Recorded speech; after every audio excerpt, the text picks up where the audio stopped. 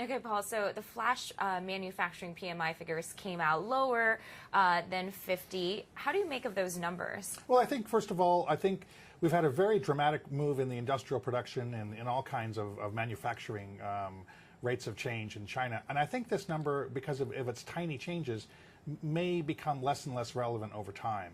And so it simply doesn't reflect what's happening behind the scenes with the China that's trying to slow down the manufacturing sector intentionally. Why is it becoming irrelevant? Does that have anything to do with China? You know, they announced a 2025 plan, manufacturing higher quality, going into green manufacturing, biomanufacturing. Does that have anything to do with it? Indeed, absolutely. So I always tell people, you know, how many tons of cement and steel does Alibaba and Tencent need? You know, answer 0. So there is a big change going on in the Chinese economy in terms of e-commerce, in terms of what's happening with the banking system, in terms of what's happening with different ways of doing commerce, in terms of the way in which the service economy is changing, and automation.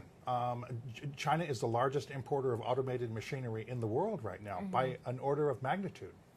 And just looking at manufacturing alone, still a lot of headwinds despite the change that's coming. Do we need to worry about deflationary risks? Well, that would be the #1 risk. But right now, what we have is a fairly strong job market, wages that are fairly sticky on the upside, you know, nominal growth that's still around 7–8%. You have a fairly solid currency. You have a stable banking system. You have stable credit. So I think the chances right now of deflation are very low. Plus, we have very high real rates. So there's a lot of room to cut rates for the PBOC. And speaking of cutting rates, 3 times already this year, do you think that is still going to, more rate cuts are to come? Yes, I've been on your show many times in the last year. I've just thought there's going to be a lot of rate cuts in China this year. Real rates are still around 2%, some of the highest in the world. So there's still a good ways to go in terms of rate cuts, easily in the order of 1 percentage point, 100 basis points in the next 12 months. And earlier this week, more announcements on economic reform plans. It's sort of moving the markets a little bit.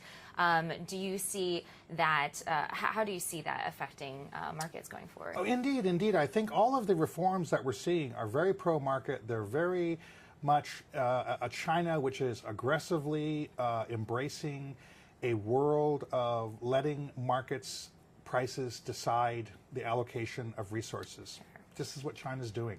That's called capitalism. They're going in the right direction. Going in the right direction. Great. Thank you very much, Paul, for your time. Thank you so much.